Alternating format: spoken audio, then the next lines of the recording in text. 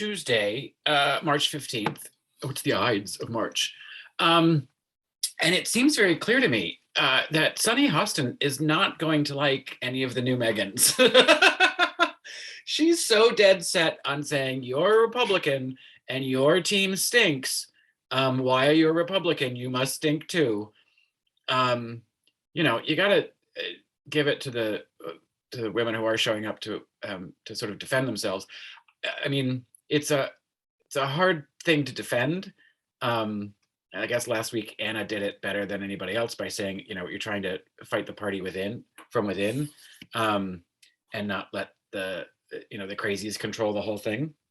But right now the crazies are in charge, of that party. Sunny can sit there on her horse on high, and chastise them for being Republicans. Speaking of which, I know that everything that's going on in Ukraine, and if Whoopi Goldberg doesn't stop calling it the Ukraine,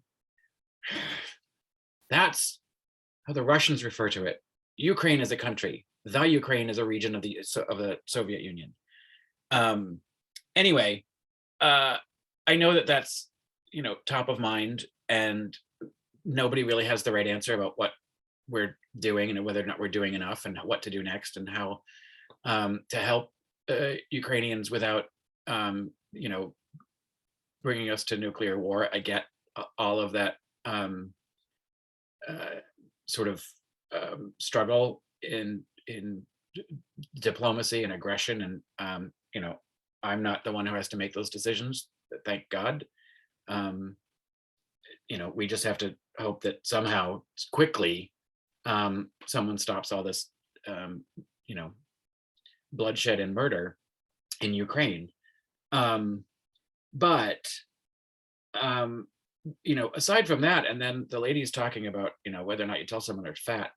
If you want to talk about the dirty Republicans, can we talk for a second about the January 6th committee and the insurrectionists? Because yesterday a video resurfaced. It had been out before, of Madison Cawthorn calling into some sort of OAN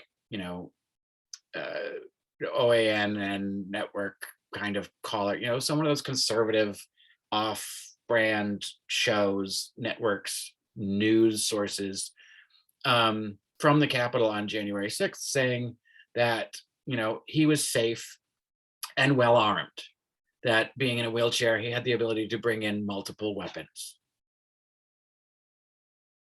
So you have it on video that the man brought weapons to the Capitol, inside the Capitol, on January 6th, prior to the Capitol being breached, which speaks to knowing it was going to happen, illegally bringing weapons into the Capitol, and then distributing weapons in the Capitol. Why isn't he immediately on a subpoena list? Why isn't he immediately censured? Why isn't he immediately kicked out of Congress? And why isn't anybody talking about it?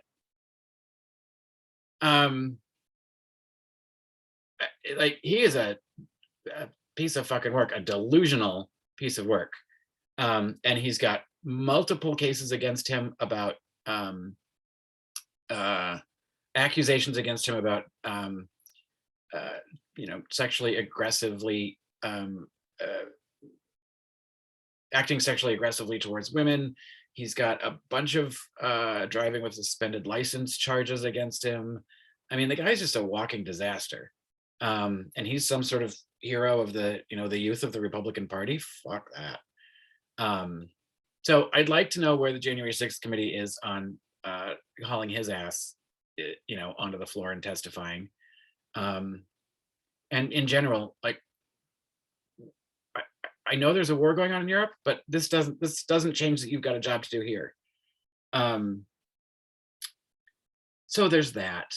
And I watched the Seth Meyers interview with the women of The View today, and it was one of the most conversational interviews I've seen on that program in quite some time, where it was a back and forth where somebody said something and then somebody followed up on the thing that was just said, as opposed to, I have a card here in front of me and I have to read this question to you.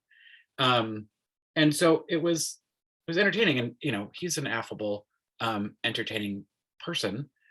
And I noticed that new Meghan, like, just didn't even really participate. Like, okay, maybe unsure how to do it if she doesn't have a card in front of her, or doesn't know how to be a human being, without talking points memorized. So that doesn't bode well, to me.